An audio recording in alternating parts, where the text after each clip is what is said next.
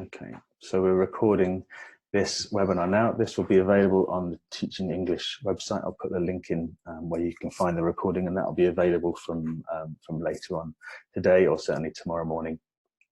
Can I just ask you to use the Q&A just for questions, not to say hello? You can use the chat to say hi and hello and say where you're from, but the Q&A is for questions. Okay. So I'm going to just very quickly introduce Lindsay and also thank the consultants Gavin Dudney and Nikki Hockley for their support with this webinar and for suggesting the speakers that you're going to be listening to and watching over the next few weeks. First of these, as I say, are Lindsay and Carol. Lindsay is an award-winning writer. He's a teacher trainer, and international speaker in the field of English language teaching, and has written more than 10 course books. He's the series editor of the Delta Teacher Development books. He's co-written various methodology books dealing with difficulties in teaching online, which he co-wrote with Nikki Hockley, and lots of other things. He's the creative force behind various web projects, including a popular blog called 6 Things, which I think was you reignited recently, Lindsay, as I recall. Okay, e-publishing collective The Round, and sci-fi venture materials website Extreme Language Teaching, and the podcast The TEFL Commute. So he's very busy, and very kindly given up some of his Friday afternoon to come and talk to us and to you about teaching online. So Lindsay, without further ado, I will hand over to you. Okay, well, hello everybody. I'm seeing the chat flow up as I go past, so good to see so many people from so many different countries. I'm speaking to you from Spain, from a locked down Spain. So I am trapped. We're all supposed to be staying in our apartments, only going out for food and stuff, and teaching online. I'm going to get straight to the point because I have half an hour, and then Carol, my colleague, is going to be taking over to talk more about breakout rooms. So what I'm going to do now is switch to sharing my screen. We're using, by the way, Zoom here, and some of you I know may be going to use Zoom or already using Zoom. What we're doing in this session is using Zoom as the webinar. So there's 2 modes. There's a meeting mode and a webinar mode. As teachers, if you end up using something, if you use this platform, Zoom, you will probably be using the meeting mode more than the webinar mode, okay? That's where you can do more things. For example, the breakout rooms, which Carol will be talking about. Because there are so many of you, we are doing this as a webinar and not a meeting. Okay. So let me move to making this presenting, and what I want you to do is just type yes in the chat, or whatever. The first 3 people who can type yes, if they can see this go full screen. Do you see it? Yes. All right. So I'm full screen now, and my name is Lindsay Clanfield, and we're going to be looking at ways of using your course book with online classes. Okay. I'm going to explore many different ways, as many as I can in the next half hour here. But I think we can look at there being a continuum. Before I start, though, I should say that I am talking about our current situation with the coronavirus and teachers being forced to teach online in a hurry all of a sudden, where you are maybe already in your school year has begun, so you're at unit 3 and now you have to do unit 4 next week and everyone's at home, okay? So this is slightly different. We're all still slightly figuring out how this works, okay? So first of all, if you're feeling nervous about it, everybody is feeling nervous about it. Even the so-called experts, we're all dealing with this differently. So some of this advice might be slightly different than what I would have been saying 2 months ago if I was helping you get online and you had the luxury of time to sort of plan the course and do all this stuff. Here, you might not have the luxury of time. You might have days before you have to start doing things online, okay? So let's take that into account, all right? So with that being said, then the first question is, where would you teach? Okay, so where are you going to move the class? Here are the different things that people are already doing. As I said, I'm based in Spain, so I know what Spanish teachers are beginning to do. Since they've been locked down, I've also been working with teachers from Italy who have been locked down and how they've moved very quickly or had to move quickly online. And there are different options, okay? The first would be that maybe the most simple is like a shared document somewhere, like for example, a Google Doc, where you upload assignments for them to do and you work via email and a shared document, okay? That might be, for those who are not familiar with lots of tech tools, that might be the simplest and quickest way. And then you start from that and build outwards. Or you might want to use a social media group, such as WhatsApp group or a Facebook group or an Instagram group or things like that. Several other teachers, not English teachers, but for example, yoga teachers, fitness trainers, and so on, are beginning to do things in Instagram, YouTube Live, and in their Facebook groups. Okay, so that's another area, and we'll look at that as well. And I'm going to tie into that forums. So another thing would be just having a single forum where you could have your class starting out and moving from there. Many of you might already have a learning management system at your school.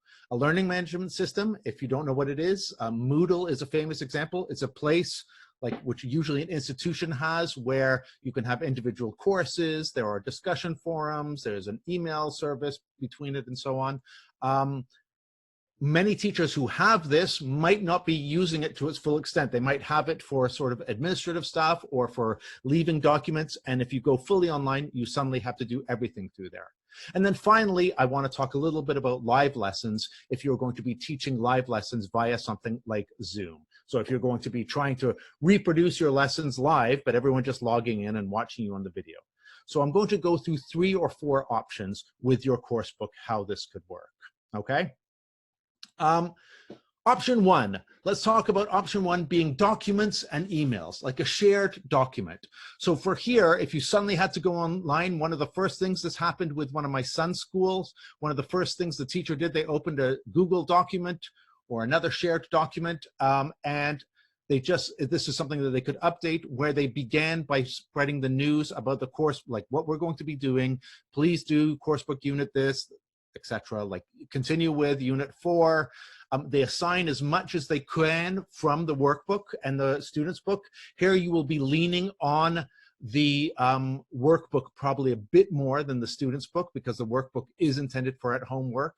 So also, this would involve, in the shared document, giving the students a schedule. So saying, this week, I expect you to do this, that, and the other. Now, I know what everyone is probably thinking is, and what everyone is wondering about in using the course book, how do I do all of the speaking activities? We'll be talking about those partly in the live lesson section, but if you were doing document and email at the beginning, some of the speaking activities you might have to turn into mini writings.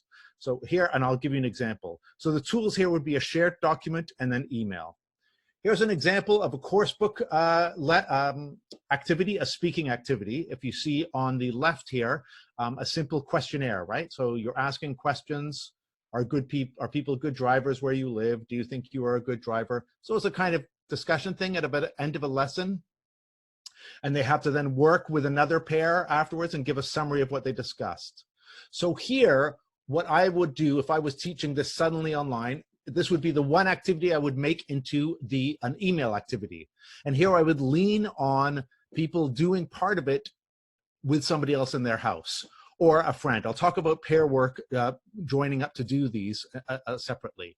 But for this one, perhaps find a family member or a friend that you can do the interview on 11A. You need to talk to them for 3 minutes in English, but if they can't, in their own language. Or find a partner to interview via WhatsApp in English or your language. Write the email with a summary of this for the discussion, okay? So they would then do the summary as an email. Follow the instructions in 11B, send the email to the teacher. Again, this is if you're using email. If you're not, this would be post to your whatever, your Google Classroom or whatever, right? We'll come to that in a moment. Write 50 to 75 words, yeah? And I would skip part C, the whole class one. If I was just using email and and a shared document, I wouldn't do part C. By the way, if anybody has other suggestions, I see people are saying, oh, I could also use that. Feel free to throw those up in the thing there. I'm starting off simple, by the way. So I know people are suggesting we can use video and audio. At the moment, I'm going to start simple, and then we'll get later to like slightly more complex things. So this would be the easiest way. Yeah. So a lot of this would just be writing, and they would work asynchronously. Option 2 would be using a forum or a social group as your course hub. Yeah, so use a forum or a series of forums. Again, this might be in a learning management place, or you would look online for like a place where you can start forums, where you can sign up free to set your own forum. You would give all the students your that address. You would assign the student book and workbook, and change some speaking activities to a forum type activity, which you would give a deadline. And in addition, I'll give you an example of this.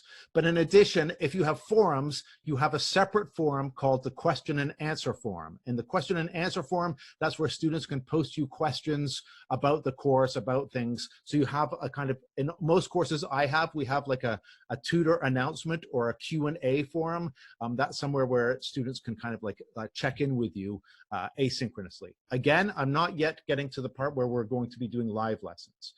Here's an example of activity changed for a forum or social media group. If we look on the left, we can see this is a questionnaire, right? Looks like a very standard coursebook activity, like something that I may have written. It is, in fact, something I wrote, but it's very standard kind of thing. So like, what do you prefer to put on food? Ketchup, mustard, or, and they complete their own thing. Which drink do you prefer?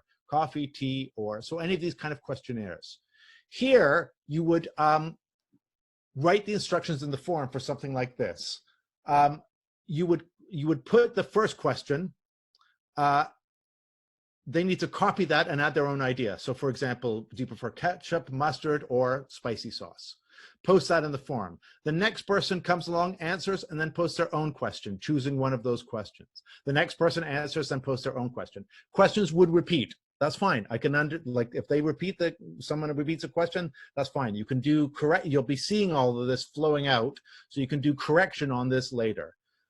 I would assign a deadline. You have until Friday. Everyone has to ask one question. I will start. I would put, right? I've done this activity, by the way, in WhatsApp as a WhatsApp chat kind of thing.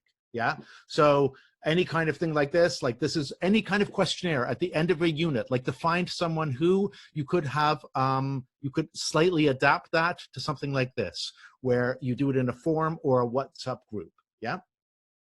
Okay. Next one. Sorry if I am going quickly, but I am aware of the time and I want to get as many ideas as possible to you.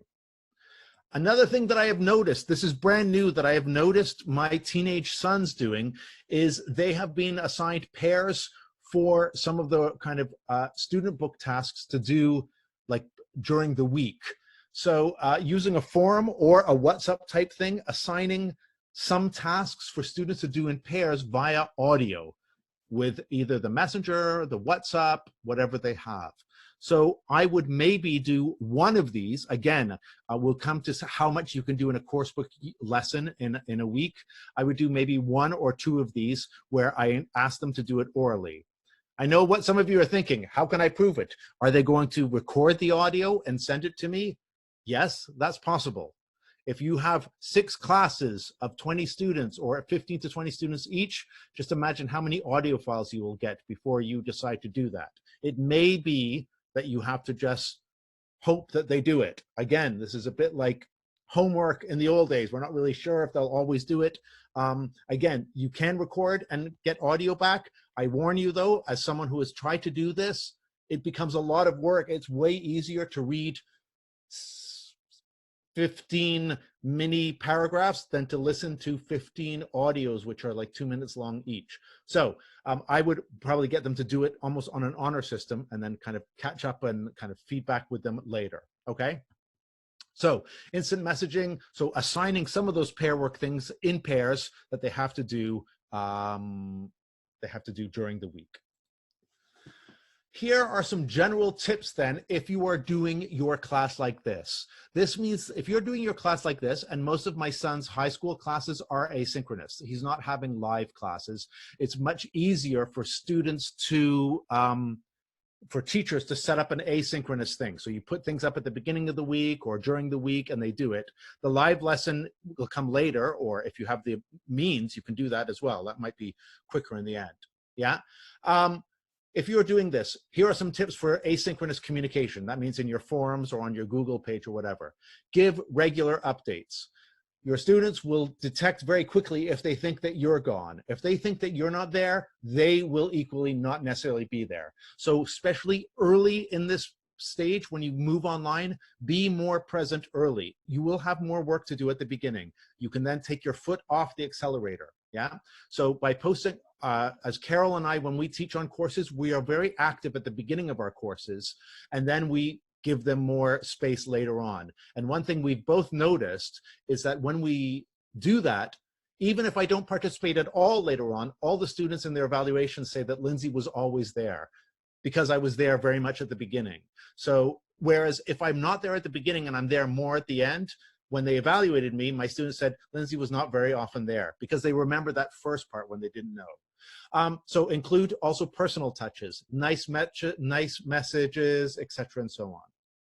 Use names, refer specifically to things. So if you're going to use like thanks to Fiona for posting this, thanks Lama for her contribution on this, thanks for this, and refer to their things. That way, that will help encourage them. Establish rules for posting and sharing. And if you think things are slowing down, summarize, say, everybody has so far done this. I'm waiting for things from this person, this person, this person. So kind of keep on top of that at the beginning. Okay. Let's keep going. Option 3 is we're now moving to a live synchronous session. Okay, so this means that you are deciding to do your lesson now in Zoom or in Adobe Connect or on Skype or on Google Hangouts Live or Microsoft Teams. You're doing it live. Here, this is like would be adopting a flipped methodology where you would assign via your Google Doc or your forum or your Google Classroom the reading and work before class.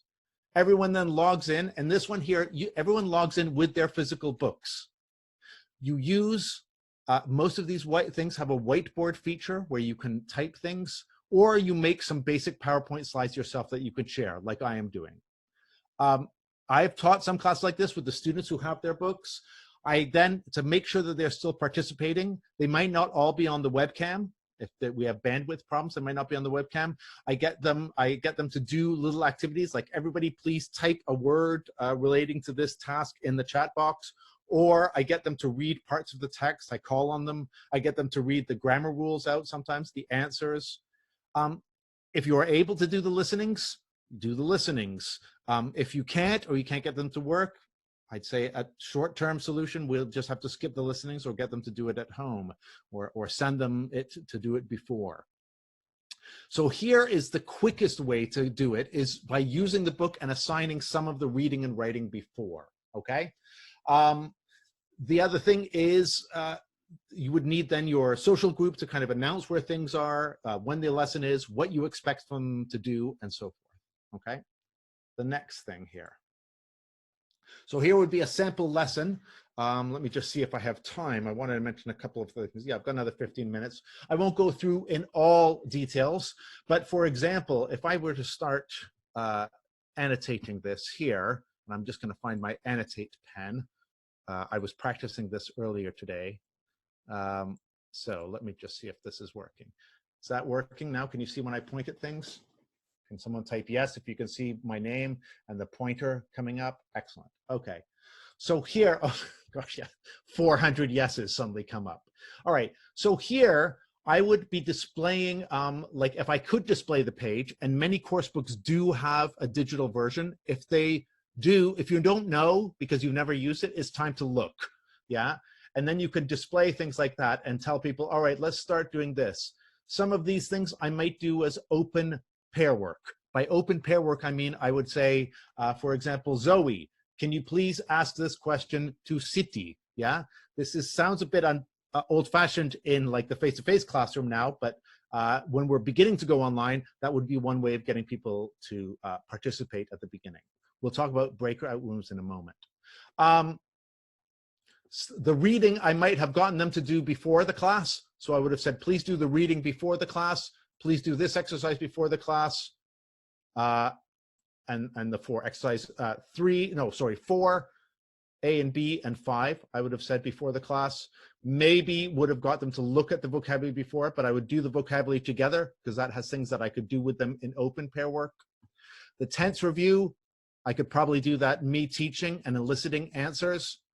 The other thing that I would do in these sessions is, and I've done this before, is break into small chunks of like 10, 15 minutes. If I want them to do an exercise, I would then say, now please, I'm going to turn off my webcam. You have 3 minutes. I want you to do it. And I will be calling on you individually, yeah, to answer the questions. And then at the end, there's a question thing here. This I might do in breakout rooms. If I couldn't, I might put them in pairs to do this during the week, where they have to ask questions and make a questionnaire for each other. Can I zoom in the task that I'm referring to? I'm afraid at the moment I can't. Someone just asked, partly because of the time limitations. We'll see about doing another more detailed session with zooming in a moment. But yes, in general, if I was screen sharing this instead of just a slide, Highwet, who asked this, you can zoom in on tasks. I've just made an image to go quickly because I put this together quite quickly. Okay, so I'm going to stop my my thing here and keep going. The other next option 4 is the live synchronous session. Sophia's asking, what if they cannot work in pairs? We'll come back to that in a second. In the live synchronous session, the same that I was doing before, but using the digital version of the book. We'll often have the audio embedded and so on and so forth. Again, many teachers I know don't use the digital version unless it's for the IWB. It's time to look around for it and see if you can get it. And then you can screen share with Zoom or Adobe or Connect or anything. By the way, I think someone asked a question about not being able to work in pairs. I don't suggest working in pairs together face-to-face here. In Spain, that would be impossible. They would have to do it by audio via WhatsApp, like their or phone or whatever, yeah? Okay, so here, this is a live synchronous lesson. Oops, sorry. And next one, the most difficult one here is using the screen sharing, the digital version of your book, and doing as much as possible, almost like a regular class. And in this case, you use a feature which is common in live rooms, live webinar things called the breakout room. And that's what Carol's going to be talking to you about. The breakout rooms is a way where you can automatically or like deliberately choosing people, you put them in like a separate room within the webinar area. So they then do the breakout, do the pair work in pairs or groups in that room. And you as the teacher, before you ask me, yes, you are able to go from room to room and listen into it. But Carol's going to give you some good ideas on the kinds of tasks that you can do in breakout rooms and how we can't do exactly the same kind of tasks in the course book. Okay, going to keep going here. Oops, yes. General tips for live online classes. One thing I've noticed from training teachers in doing stuff, you will find yourself talking a lot more, especially at the beginning, especially if it's new for you, okay? If you do notice after a while you are doing a lot more of the talking than you think you should, you can start off by moving to open pair work. So again, that's sort of like so-and-so, please, like Javi, please ask Lama. Julio, please ask Penelope. Yeah, ask students to read parts, say things, read instructions, and so on. Move to more questioning them. But it is natural and normal that you will be talking a bit more, especially if you're kind of speaking to the screen and if they're not all on their webcams looking at you, which, as I'll mention in a moment, may not be possible in the current circumstances. Live online sessions also may be shorter. It's harder to keep their attention. Most people these days, in the articles I'm reading from university professors and educators around the world, slowly being locked down in the coronavirus, moving to online classes, they're beginning to say, I'm doing 20-minute chunks or 25-minute classes. Before, in the old times, when I was teaching online, I would schedule mini breaks if I had a class with 2 or 3 students and we went for an hour. After 20 minutes, I'd say, everyone, webcams off, stand up, get yourself a glass of water, find something. I would do mini break activities where I would get somebody, like a student, come back with something in the house that you can show us, like a possession, a photo, and we'll start again talking a little bit about that and then go back into it. So many educators are finding that it's shorter lessons or breaking a longer lesson into pieces. With bandwidth problems, the internet is coming under strain because of this. This is what happened in Italy, in many parts of Italy, when they started doing Zoom classes, having everyone on video at the same time, strained, and it just started going badly. If that starts happening for you, learners turn off their webcams, and then you turn off your webcam if that's still the problem. If you are doing the talking bit, make sure you get learners to turn off their audio, to mute their audio, because otherwise you hear their background noises. Okay. Oops. Yes. For the first lesson, teaching with a course book, I would say the first time is the first lesson, most of the time is going to be spent socializing and getting students used to the platform. I would just prepare a game or a simple fun activity. I think other speakers in this series will be sharing their favorite fun webinar type activities. There are several. I'm sure there'll be other things on the British Council site. I'll be writing more things about this as well. So the first lesson, I think, is almost as a write-off. It's more just like, we see each other, is it working, etc., and so forth. Another thing that I will say about, and any of you who have taught online live lessons, please type yes if you have experienced this. I'm sure Carol will have experienced this. The first 5 minutes of every lesson is always going to be those connection problems, right? If you're with me, you can say true or yes, right? It's always that beginning, like, can you see me? Can you hear me? I can't hear you. Can you see me? I can't see. I can't see the screen. Okay, this has been going for like years. And most of us who teach online now, you're just used to it. It's just like that kind of noise where most teachers are used to everyone sitting down, taking a while to sit down. I've now come with, like, that's just the way it is. So I just 5 minutes of every lesson is understanding, kind of getting through that. If I can, we do it in English, but, and then we can get started. So allowing that. Here are some questions that have come up that people sent before, is that, what if they don't listen? What if they're doing something else? I get lots of these questions. I was doing with a group of teachers in Australia. That was their first concern. My answer is, well, I'm not 100% sure if my students are always listening when we're in class. So, you know, I'm going to hope that they are. If they're doing something else, there are ways of controlling it. For example, I will sometimes get people to type things into the, like, everyone please type a word connected to whatever in the reading. So I'll get them to check in that way. I can't control their minds. So, you know, we're just going to have to deal with this. Someone asked, can parents help them? You mean, like, I guess behind the screen and sort of whispering things to them? Well, that's up to you as a teacher. I mean, if that happens, we can always say, if you don't want that to happen, say no, but, you know, what are you going to do? One thing that you want to work out, and I think you want to work this out at the beginning, is create a situation, like a list of things to do if the webcam suddenly starts working or the internet drops. So make in your first like thing that you email everybody what to do if the internet suddenly drops out in your house and you're missing the lesson. So if you're able to record, that's fine. But if you as a teacher, that suddenly drops out, let them know, like, okay, if ever this happens, then this is what you'll have to do. Yeah. And hold on, how should I group them? I think I'll leave that to Carol, who will be talking about putting people in groups and how you do that in pair work. Okay. The final tips before I let it go. Is that okay, Paul? I've got time for that. Yep.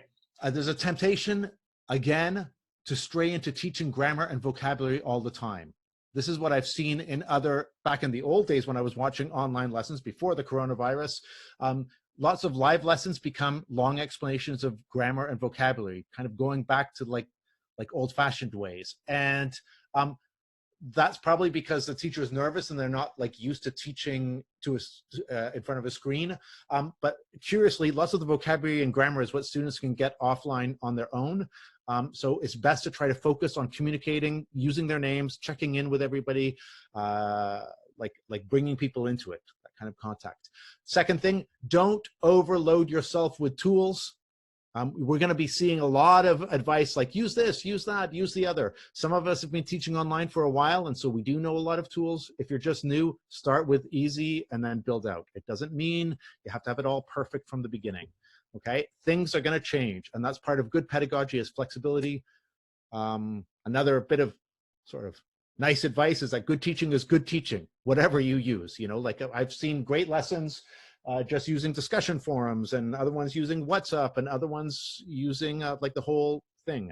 You're going to have to be patient in these days with yourself and with the students. But I think as you get more used to with the live on lesson, you should find, and I find this as practice, that you are teaching. I love this line, I read it online somewhere, that you teach through the screen and not to the screen. Okay, I feel like I am connecting with you through the slides, and I can see what people are writing, even though there's 500 of you. It's kind of helping me. I do feel like I'm kind of connecting more with you. That's because I've had a lot of practice. You will be getting that practice, like it or not, you'll be getting it. So you will get better, and I think you'll be okay. All right, I'm going to leave it there here. I'm also a teacher trainer with the consultancy. We do courses on this, and with Oxford TEFL, another organization I work with, we also do courses on this. Anyway, Paul, shall I just stop my sharing there? I want to just make sure that I don't go over time. Great. But, yeah, sorry, that was like a mile a minute. That was like everything you need to know. Yeah. That was great. That was Okay. Yeah. I've ever heard you speak. That was brilliant. Thank you, and hopefully useful to everyone. Lots of questions we'll be able to get to. Was the end. Okay. Moving on to Carol, because I'm aware of time. Carol lives and has taught in the UK for many years. And trained as an English and music teacher. She's taught all ages from preschool. See, I'm talking as quickly as you now, Lindsay, to try and taught all ages from preschool through primary and secondary schools, university and adults. When computers arrived on the educational scene, she soon became hooked on what they could offer for education. ICT consultant for Oxfordshire LA, working with teachers to make sure ICT plays a key role in enhancing pupil education in Oxfordshire schools. Carol is currently an online tutor for the consultancy. Again, thank you to them for helping out with this and teaching teachers from all over the world how to use technology. And as with Lindsay, she has given up some of her very valuable time to come and talk to you about using breakout rooms. So Carol, over to you. Thank you. Hello, everybody. I hope you can see my presentation now, Paul. Yeah. I guess you can then, yes. Okay. So Carol Rainbow, it's great to see everybody here. Thanks for being here and giving up your time, and I hope we get a useful little session going. So let me scroll on. So we're looking at ideas for using breakout rooms. Now, some of you will have course books. Your students will all have course books. Others of you won't have a course book in sight because everybody will have gone home without them, and you'll be looking for ideas to get your students working. Now then, I saw a couple of questions about breakout rooms. I saw somebody ask which video conference rooms have breakout rooms. Well, Adobe Connect does, Blackboard Collaborate does, I believe WizIQ does, Zoom does. Now, even if you're only using the completely free version of Zoom, it has got them. You just have to tick a button in the settings to switch them on. So if you can't see them at the bottom of your Zoom screen when you log in, you just need to enable them in your own settings because you've got them even on the free version. And breakout rooms can be really useful. So Home Alone, this is where a lot of our students are, a great number of our students are now. And they're going to need help and support in their education. So using breakout rooms is a great way to help them. Lindsay's just gone through all of that with your textbooks, masses of work. And said about how much teacher talking time there may be in the early lessons. Now, if you've got just an hour lesson and 10 kids, the maximum talking time they could possibly have is 6 minutes. And this might only be one lesson a week. So think about that. Less than 6 minutes, maybe literally less than 1 minute a week, practicing their target language if they only get one session a week. And that sort of puts in perspective how important breakout rooms are. Because if you send students into breakout rooms for just 5 minutes in pairs, then that's automatically 2.5 minutes each. If you do that 2 or 3 times during a lesson, they could have 6 or 7 minutes talk time for every single student. So I've just done a quick picture here, well, 3 pictures, and they're very important because almost all of the breakout rooms are available and have almost identical patterns. So the very first picture you can see on the left, it says create breakout rooms. That was my phone and my iPad that were in my breakout rooms, and I was the teacher. So it wasn't very exciting. But if you had 10 participants, 10 students, you could break them into, and then you can see the number at the side is just a scroll. You just choose how many rooms you want. So you have 2 groups of 5, you could have 5 groups of 2. Whatever you want, that's fine. And then you click on create rooms. And then you can see on the second picture, it's put both of my iPhone and my iPad into breakout room 1. I only did make 1 room because it was a bit crazy.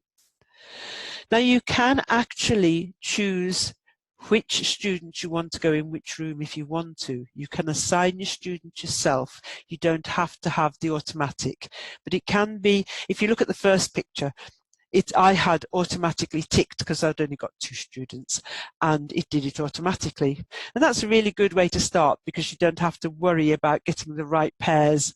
But as time goes on and you get used to doing this, you might want to sort your students into high flyers, people who can support each other, a high flyer with somebody who needs support. You will know how you want to get them set up. Right, so if you look then at the middle picture, on the right at the bottom, you've got open all rooms, but before that, you've got options. Now in Zoom, you can choose to send your students into the breakout rooms instantly. You don't have to wait and they don't have to join. You can just tick a box and they'll go automatically to the breakout rooms. And you can reduce the time for coming back to 15 seconds because the default is a minute. So you can close the breakout rooms and they can take up to a minute to come back, which is a bit crazy. Whereas you can have them back in 15 seconds. So that's worth looking at the options.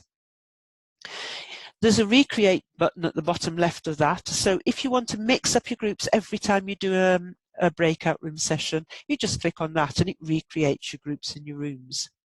Okay? And then look at the last picture. So I've clicked on the blue in the middle to open all rooms. And now the 2, my iPhone and my iPad, are quite happily together in breakout room 1. But look opposite to the right of breakout room 1 and it says join. So a teacher can just click on join and join the breakout room. Once you've gone in the breakout room, that changes to leave. So leave or join the breakout room. And you can pop in and out of any breakout rooms. If you look to the bottom of that, it says broadcast a message to all. Now that can be quite useful. And I'll probably talk about that a bit more as time goes on. But broadcast a message to everybody. So at the least, you say, okay, 1 minute, folks, and I'm closing the session. And then as you close all rooms, as I say, you leave 15 seconds or you can leave the full minute if you want to. And you can say, I'm closing the room now. Will you save your work, please? Close the room and they all come back into the main room. So that's just a quick overview of the way breakout rooms work. I know I've had teachers and teachers who are terrified of the thought of breakout rooms, and then when they do it, they say, "Well, it's simple." Yes, it is simple. It's confidence, like so many things. So first and foremost, if you've got nothing else prepared, just grab an interesting picture off Google. get them to make a phrase or a sentence. I mean, this depends on the level of learner. A paragraph, maybe, or talk about the picture for a minute. I mean, there's so many options you can do with pictures. Charts and infographics as well. They are very, very valuable when you come to finding work to do in breakout rooms. Ranking tasks are amazing because 2 or 3 learners together in the breakout room have to discuss something. Somebody wrote in the post earlier on they had to put their groups of 4 because they had so many students. So 4 people, that's fine. You can have 4 people on this sort of task. So small groups, 2, 3, 4, even 5, I guess, learners discuss something and have to agree on the top 5 of the ranking task. So giving opinions. I think this, I think that, I don't agree, all the rest of it. So you've got masses of opportunities for talking there. So my idea is there, just choose a famous 5 people to do a TV chat show. They can be alive, dead, or anything else. Film stars, musicians, writers, artists. I've put some suggestions after mine just to start things going, because it's a bit daunting just to get this thrown at you in the first instance. What do you fear most? Think war, ghosts, illness, dentists, looking foolish, snakes, and the answers, of course, will be very different depending on the age of the people that you're teaching. What would your ideal job be?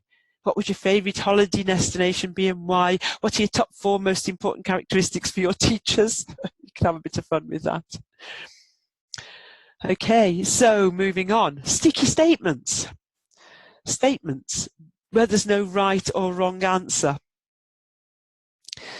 So again, the groups need to come to an agreement, ready to share their answer back in the main room after their 5 minutes or whatever time you give them. So a simple one, dogs are better than cats. Animal testing on cosmetics is necessary. So and don't worry about trying to write any of these ideas down, because I'll share the whole thing with you, and there are more ideas on the notes page of the presentation. I'll just share them with everybody. Teachers give too much homework, a great one for schools. But if you've got older learners, you could have things like gay couples shouldn't be allowed to marry. You could have some really, really interesting discussions. You can have much more advanced ones. You could have humans are better at destruction than creation, or creation than destruction. Opening up fantastic discussions there. So sticky statements, that's another way forward. And let's move on now. Then ethical questions. Right, can I see the chat? Because I want to see the chat to this one. All right, if you found your closest friend was a heroin dealer, would you go straight to the police, confront him, tell your parents and ask them what to do, tell a teacher, pretend you didn't know and carry on as usual? Interesting ones, aren't they? You can get a lot of conversation out of these. Okay, then I'm trying to see the chat here. Chat. Where's it going to show? It doesn't seem to show for me anywhere. Never mind, it's not important. I witnessed a bank robbery and a man leapt out of the window with a bag of loot on his back and took off down the alleyway. What should I do? And I'm assuming everybody's going to be phone the police. I don't know, I can't see the chat at the second. And as we went down the alleyway, he dropped the bag of money off at the orphanage. What do I do now? Does that change things? So when I was saying about broadcasting a message, I might have sent them into breakout rooms in groups of 3, and I might have pasted in that exact sentence and broadcast it to everybody, what I just said to you all about the bank robbery. Or for children, I followed a young lad around the supermarket and he put 4 packets of sandwiches in his bag. What should I do? Send that out to all the groups, give them about a minute and a half, and then send second sentence. as he got outside, he gave them to 4 homeless people that were just sitting outside the shop. Does that change what you do? So you can feed things into your groups, even though you might not actually be in the class. Well, you won't be in with all of them, that's for sure. You might be in one group at a time, but you won't be in all of them. And then thinking about keeping them on task and knowing whether they're working, checking Facebook and checking their email or watching YouTube videos, that's always a big worry. But if you do very quick, sharp tasks, no more than 5 minutes, and they've got to come up with an answer, it stands a chance that they will be much more engaged. And then when you come back to the room, you need some sort of chart of the students in your class, and you're just going to randomly choose 1 or 2 or 3 and say, okay, can you give a short group answer? Can you give a short group answer? And so on. And then as you get them to answer, tick them so that you know who's given an answer. So then the next exercise, you choose a different group. So it might take 2 or 3 sessions before you've got through the whole group, surprising them and asking for answers, but you will get answers from everybody. And it's a great way to keep them on their toes, keep them interested. Okay, let's see what's next. Paired interviews. Great fun. So you send them into the breakout rooms in pairs, obviously, this time. And then you say, okay, decide who's going to be pair A and who's going to be pair B. And then you send in the first question. So A, can you ask B about their worst travel experiences? You need to remind them when, where, who, what, why, how. You need to remind them how to make questions. You need to probably, you'd be perhaps doing a bit on questions anyway. You need to remind them of those key words. But if they only make 1 question for each of those words, that is 6 questions and responses in, at the most, probably 5 minutes. Again, getting everybody to talk, getting everybody to make a question, getting everybody, make 6 questions and respond to it. And then after 2 or 3 minutes, when they've done that, you send in, okay, person B, would you ask person A about their dream holiday, please? Any scenarios under the sun. If they're older, you might do job interviews. You'd have to do a preparation session where they actually work together to prepare the questions, and then they could interview each other. So you might prepare the questions as a whole group, and then they can interview each other in pairs. Job interviews, going to university interviews, going to college interviews, a little part-time job at the weekend. Depends on the age, obviously, of your students. Sorting and rehearsing dialogues. And I've put links for all these, for sets of work that goes with all these on the presentation. So you can just give them a dialogue, mixed up dialogue. Now then, if you're using Adobe Connect or WizIQ or Blackboard Collaborate, you will be able to put this work in the breakout room for your students. In Zoom, you can't. The breakout rooms, you make them instantly, use them instantly. So if I wanted my students to take that in, I'd say, okay, can you take a picture with your phone, please? Or I could take a screenshot and then I can drag that screenshot into the chat box and everybody can just open it from the chat box. So there's lots of ways of getting work to the students.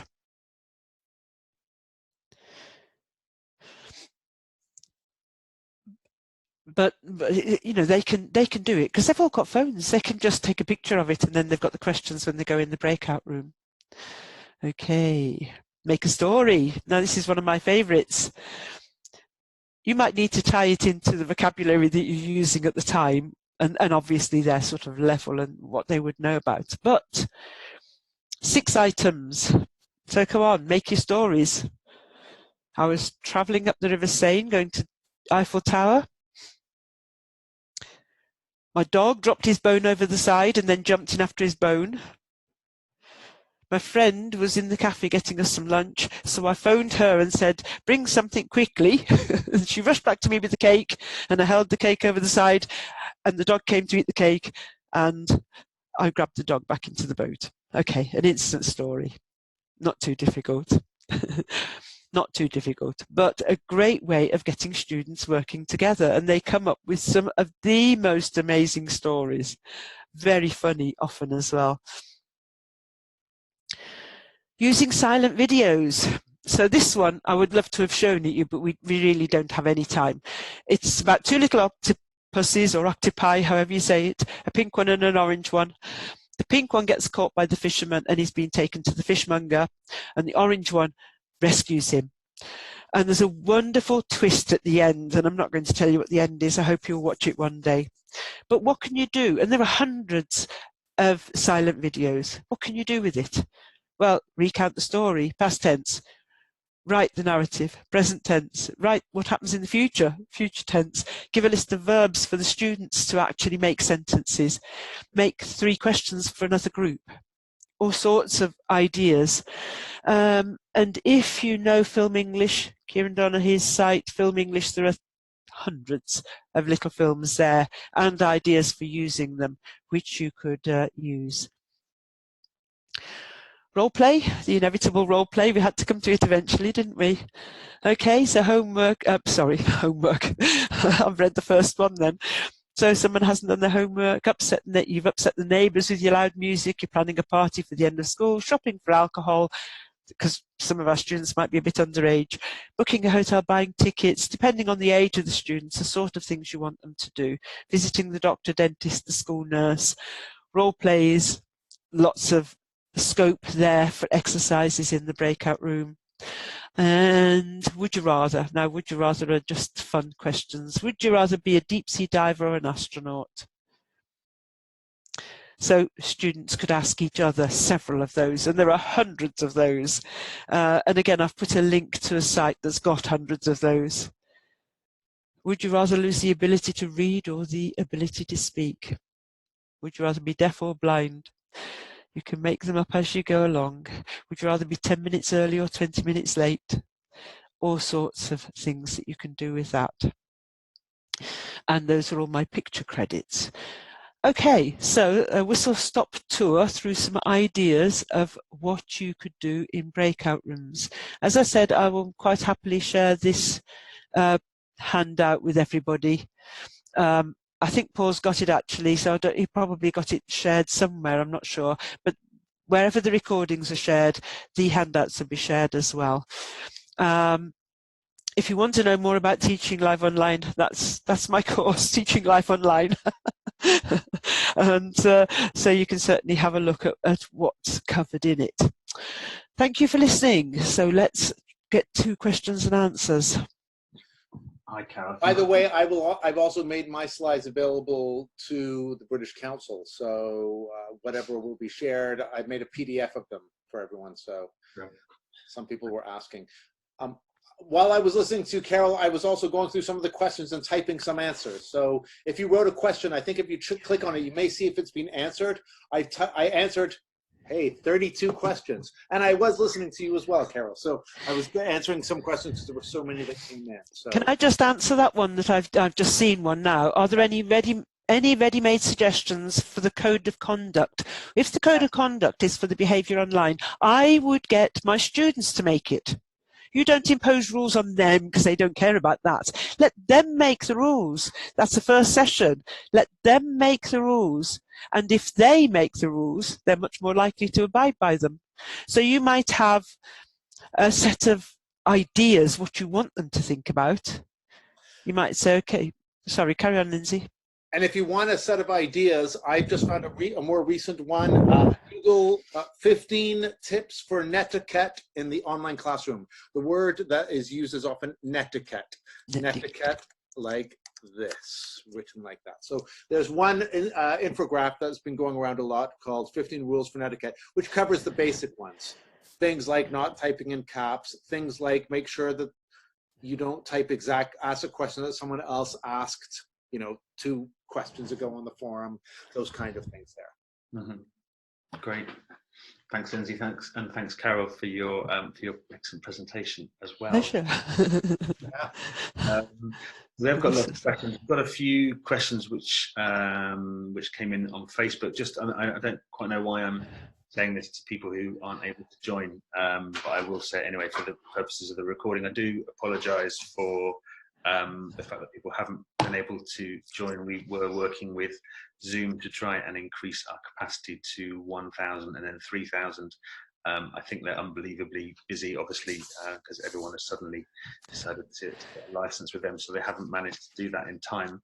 Our solution was to stream to Facebook. Unfortunately, for some reason, that hasn't worked either. Oh no! A spinny wheel where it should be. So I decided, I thought, okay, well, YouTube, but let's try YouTube because you can stream to YouTube. Did that, and the account needs to be verified, and it takes 24 hours. Oh, it's a good job there's a recording then. There is a recording, yeah. So, so I do apologise for those of you watching the recording, and if you've got this far in that recording, which I'm sure you have, please accept our apologies for that. I hope that for next week, I'm almost certain for next week we'll have a solution, and we'll have an increased capacity. So do please come back next week. But also, of course, Zoom have just made a license free for every school that's closed down. That's right. Yeah. So manic, they must be absolutely overwhelmed with the work. I think so. Yeah. Yes. I mean, we to be honest, we put the request in for the increased capacity, I think, on Wednesday. So obviously 2 days. Didn't give them too long to get that sorted out. But so yeah, I do apologise. We do have some questions though that did come in through Facebook for people who want to watch on there. A couple of them, I guess, probably the first two, Lindsay, would be for you, or well, or for both of you. In terms of the course book, should I change to flipped learning or project based instead of PPP? So present production. Yeah, I mean, I think it's that question, that's up to you, really. I mean, I think I have been working on from the starting point of teachers who are teaching towards like exams at the end of the year, who really have to get through those course book units.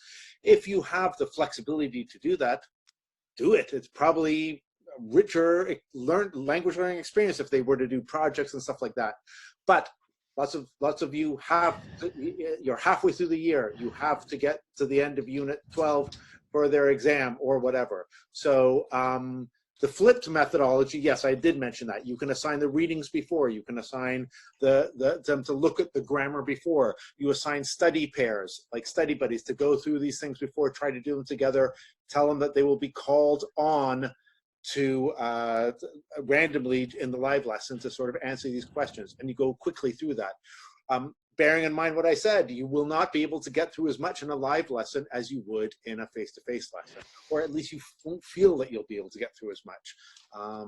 And you know, what with technical problems, what with attention spans and so on. So offloading some of that before is also possible. Yeah. Thank you, Lindsay. Another question again, possibly for you, Lindsay. How can I, or both of you again, how can I manage the pair or group work activities suggested in my course book? Well, the best answer, I think, is the breakout rooms that Carol said. Lots of the activities that Carol was showing, really nice activities, are very similar to the kind of things in the okay, so find someone who for the whole class? No, I guess you're just going to have to write that one off. But any ones that, my one advice that I would give, and I think Carol touched on this, is make the instructions clear, and for lower levels, sort of like, you know, ask 3 questions, make 5 sentences, make 1 paragraph. That way, when you check in, you can check on that. I wrote this as the answer. So it may be a question of simplifying those. The other thing is that we, in course books, we put pair work everywhere now.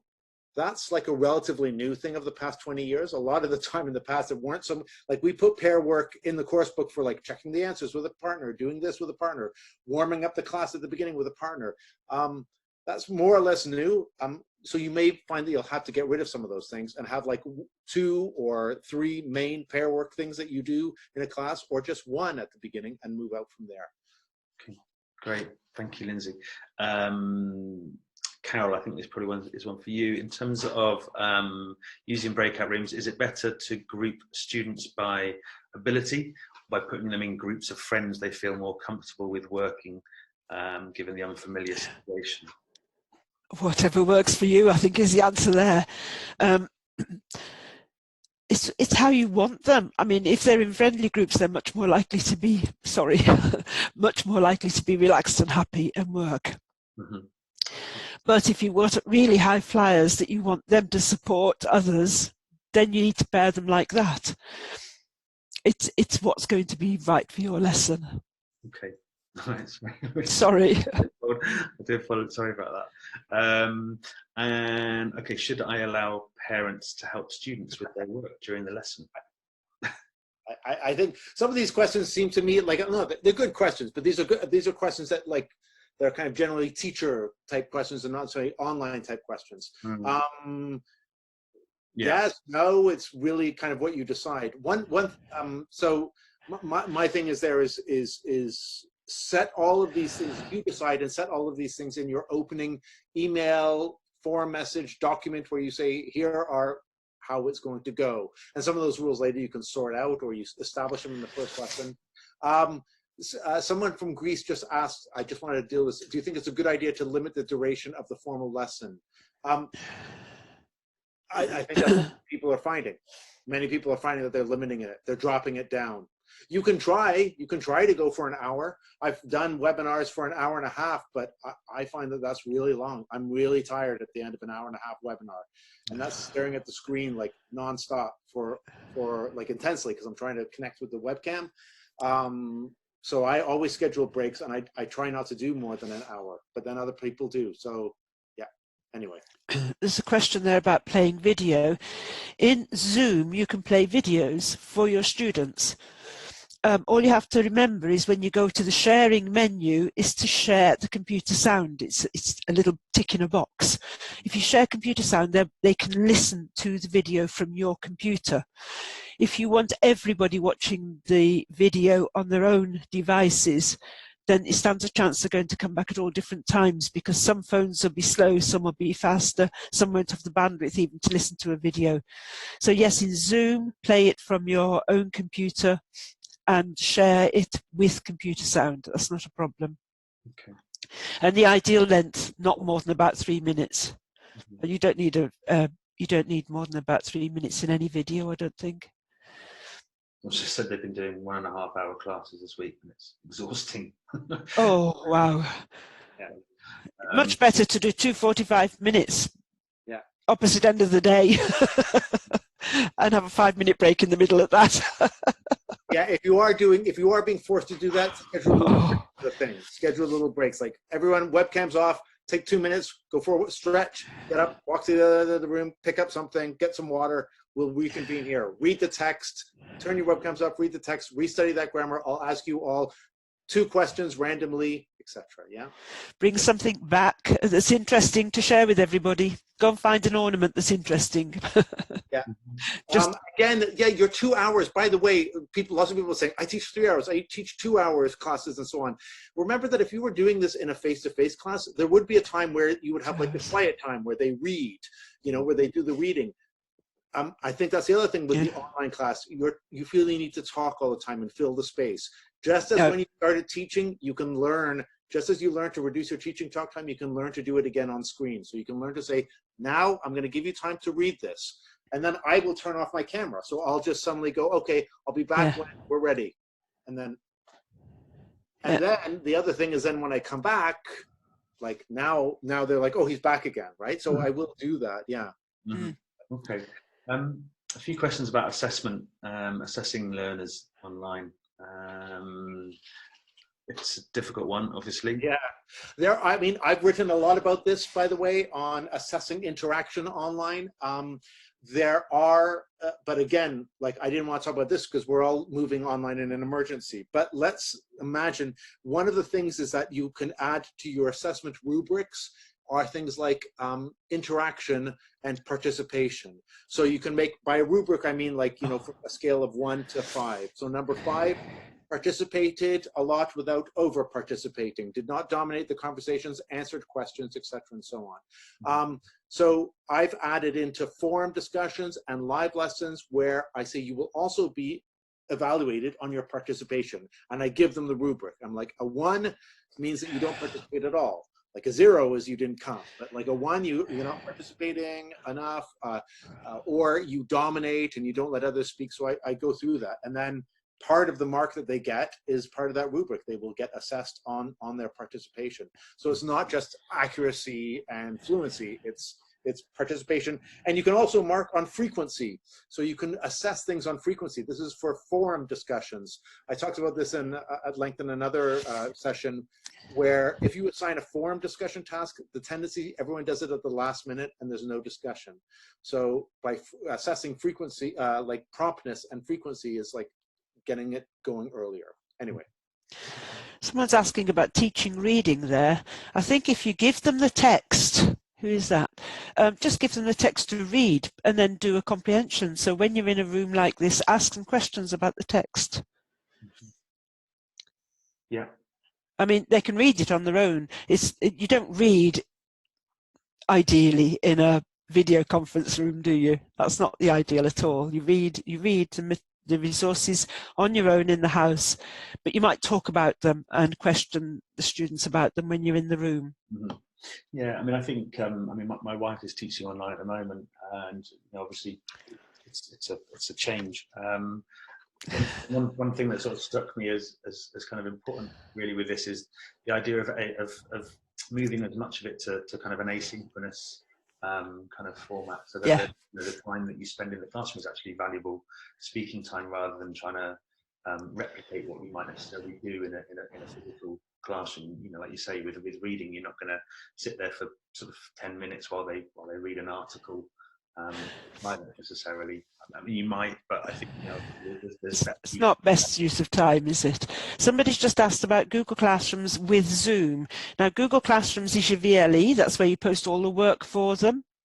You post every piece of work you want them to do, any reading you want them to do, any comprehension exercises, any videos you want them to watch and comment on, any written work. But then that leaves Zoom for the speaking practice. But yes, they work together perfectly. Zoom will work with any VLE. The VLE really is just a place where you store the documents. There is one other tip I'd like to give everyone here that I suddenly realized, because people have asked about this as well, and it could do with the reading and the stuff as well. I was working with some teachers in Switzerland who, for their live online classes, they had set up a kind of schedule where you would get half an hour before, you would get assigned what you had to read, study, do, etc. So the class almost started half an hour before. So they were like, at 3 o'clock, you'll get the email, or I will upload the document. Your lesson starts at 3. We join at 3:15 or 3:20. So it's sort of like you schedule. I thought it was interesting the way you've done it. So it's almost like I would say, all right, on Tuesday at 3, check into the Google Classroom or whatever. There will be instructions for the lesson, and we begin at 3:30. I expect you to have done all of those things when we start at 3:30. But if I give them way in ahead of time, people might get it, they might start it too early and then they forgot, whatever. So this is sort of like, okay, I start at 3, there it is, boom, here comes my assignment. I have to do this reading, I have to do this, I have half an hour to do those things, and then we begin at 3:30, and I assume that you've all done it. It was just an interesting thing that I thought they were doing at that school. That was Coco Corrine who was doing that. Yeah. Somebody just said about who's supposed to train the students to use these tools. Now, this one, we're using Zoom. How much training do they need? They need to know where to find the annotation tools. But even then. Go for simple. Start simple. Keep it simple, because you don't need tools. The value isn't in the tools. The value is in the tasks that you set them. Tools are useful, but they're not the be-all and end-all. It's the actual tasks that you get them to do that's the important thing. And you'll probably find that the younger children, the younger learners, are quite tech-savvy. I don't think there'll be many mysteries to them. They'll soon pick up what's going on and how it works. I don't think there's any problem with teaching them the other thing platform. About Zoom is all you need to do is mail them the link. They don't need to have downloaded it. They don't need to register. They just click on the link and come in. Yeah. A couple of comments actually, sort of not questions so much, but comments about teachers recording meetings and being careful around sort of data protection and things like that. Big problem. school that you're working in has a policy Yeah. on that, then really sort of follow those policies. But in terms of, and then there is a question, how do we share the recording once with a lesson done it, assuming that you're allowed to do that. It either records to the cloud or it records to your own device, and then you can share that recording, as far as I'm aware, as an MP4. Is that correct? That's certainly how we do it with the webinars. I download it to my computer and then share that, put that up somewhere as a link for people to watch. Yeah, and get rid of them after the course is over or whatever. You can only keep them for a short amount of time. Okay. Someone has asked, how young can the students be? Can an online lesson work with children as young as 5? I think you'd find, if you looked online, there are several huge industries working with very young children, teaching them in China as young as 5 or 4, 6. VIP Kids is a famous one, but yeah, it's very different. It's stories. You read storybooks all together, and this is a pink balloon, and this is a blue dog, and everybody's. You don't use, you use more of the real things, the real, like you're not doing some PowerPoint stuff. It is puppets and stories and songs, and very, very different songs and rhymes. I think, I mean, with the question about parents being involved there with very young learners, then I think that's probably not advisable in some cases to have maybe in the room with them, so you'll wander off.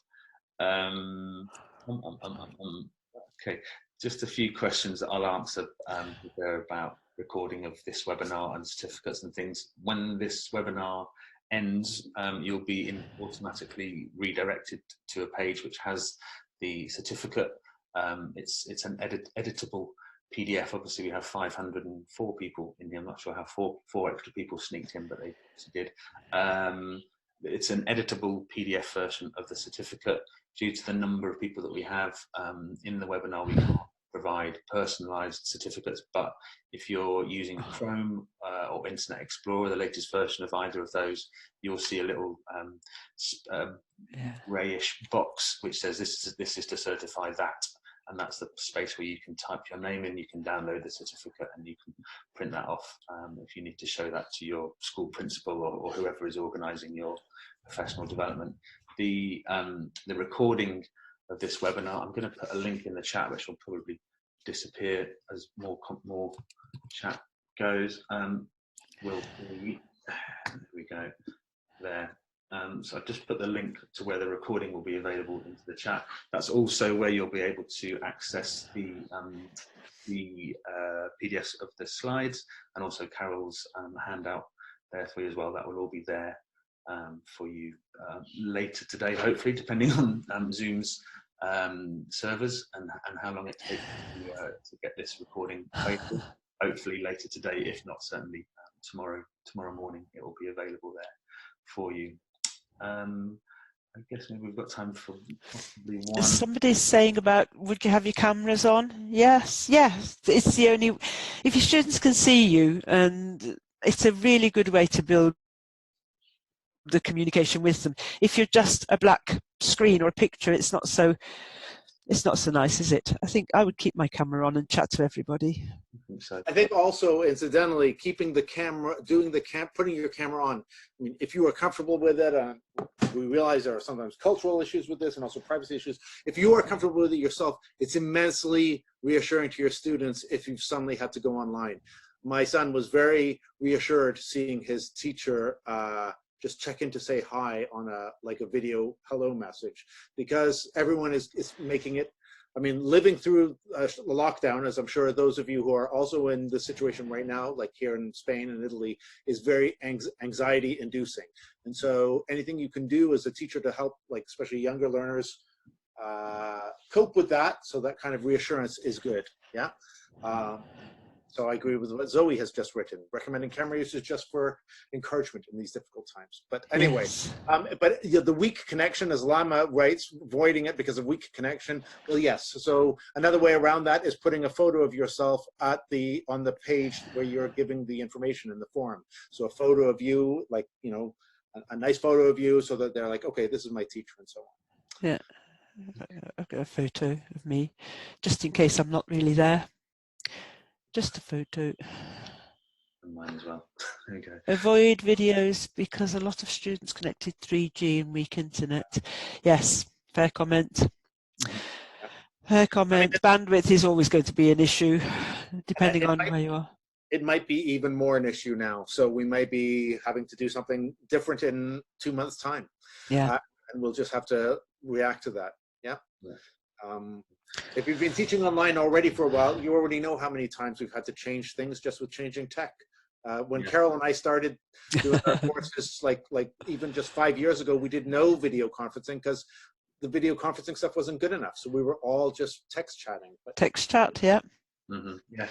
And text chat works fine. WhatsApp, Facebook Messenger. You can talk to people. You can face to face on most of them as well, can't you? So there's lots of resources you can fall back on. I think it's obviously just, I mean, it's a question of being pragmatic and looking at what's going to work best in the context that you're kind of forced into. If you've got low bandwidth, low connectivity, then obviously, you know, adapt to that. But you try and I don't know. I mean, I think, you know, what you were saying, both of you actually, you know, if you've got students and they are kind of in lockdown and there is anxiety and so on, sometimes just that time to spend with a teacher or with someone, maybe not their teacher, but anyway, we'll say teacher, you know, it helps to kind of reduce that anxiety a little bit. So it's perhaps more than just teaching the lesson. It's about kind of, you know, being a point of human contact and trying to create some kind of normality. Normality, because I think children are going to be quite badly affected by this lockdown. When it really bites and they can't ever see their friends or even close relations, they can't go and see their grandmas or whatever. That's really going to start to upset them after a little while. I think so. Okay, I think we're going to have to end it there. There are some questions that we haven't managed to answer, but hopefully we've managed to cover, or well, Carol and Lindsay certainly have covered as much of that as possible. Again, I do apologise if you're watching the recording and you weren't able to join the live session. We do hope to have that sorted out for our next webinar, which is going to be next Friday at the same time. So we're hoping that we'll have a much higher capacity, possibly up to 3,000 for that. And ironically, it's called Teaching Online If the Tech Fails. So there we go. Good lesson. So you need to register for that. If you're going to go to the link that I've put in the chat a few times, there is within that page a link to the other 2 webinars coming up that you can look at and register for those. So yes, you do need to register individually for each one. And yeah, okay, Carol and Lindsay, thanks ever so much, Carol, especially because you've been suffering with a cold.